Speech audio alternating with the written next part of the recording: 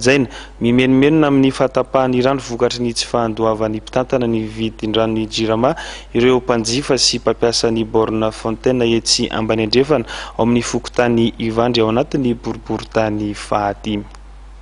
Efa ho 3 andro izao izany hoe nanomboka ny alahady teo no tapaka ny famatsin-drano eto ambany andrefana atao anatin'ny fokontany Ivandry. Popon-drano izay mamatsy rano ny mponina miisa 300 tafo eo.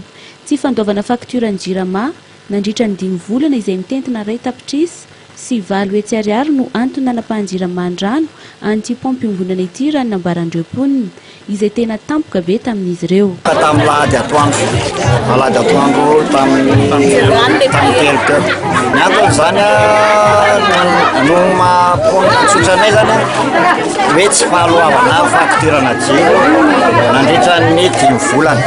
Fakturana rano tsy 5 volana zany tsy voalohan'ny mpitantana pompy tato vidina par litre androany ariary isaky litre angambany manana mpitantana no vidina zany dia teo amin'izay mihitsy zany izy hoe nahoana no tsy voalohany zany ny fakturana rano nefany ny olona rehetrarehetra zany tsy mahazo rano raha tsy mandoa vola. Zavatra tokony vinavinainay zany hoe ao anatin'ray andro amin'ny pompy raha maharany raha ataontsika hoe mampiditra 2 alina zany kely dia nefany no nrehefa nefany tsy voaloha le facture mandritra amin'ity nakaiza zany le vola. Mimenomenona sy mitaraina ireo mponina manoloana ity tranga ity noho izy ireo izay mandony vidin-drano ara-dalàna isaky ny maka rano.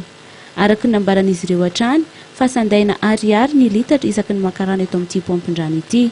Surprise be taminay le vahoaka mihitsy zany le fahatapahan'le izy satria ny vahoaka zany mandoa rano foana kay zany le raha izy akay 5 mois zany kay le facture tsy voaloha manomboka tamin'ny 6 tamin'ny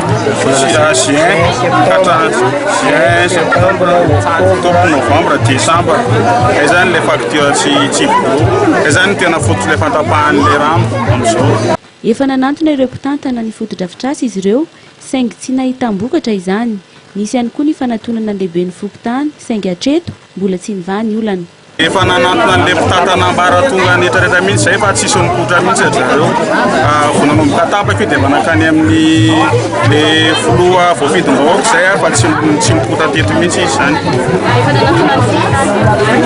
Efa nanantona mpampandirarana zany hatreto aloha zany miala satria nampanantenany zany zay ho avy hoe miverina rapitra ranonareo hatramin'izao zany izy aloha mbola tsy dinga nataonay zany zao dia hoe raha ny eritreretinay zany dia anantona zay hoe tokony andraikitra akaiky mba azonay anatonana zany satria raha ny fokontany zany efa ohatran'ny mialangalana zay ny nataona hoe eny tsy zay foana zany zavatra misy ho avy hoe andeha ny ranonareo tsy andeha ny ranonareo. Tsy voasambany no nisy olana teto amin'ity pompin-drano eto Ivandry ity noho ny tsy fahaiza mitantan'ireo mpitantana teo aloha teo amin'ny resaboly izay efa niakatra tribonaly mihitsy raha nambarandreo mponina hatrany. Dia izao tapaka izao indray ny rano noho ny tsy fandoavan'ny mpitantana vaovao ny fakturany jirama. Mpitantana izay nitantana ny foto-drafitrasa tao anatin'ny 3 taona izay. Mangataka ny tompon'andraikitra mahefy izy ireo mba hijery akaiky ny mahakasika ity tranga ity.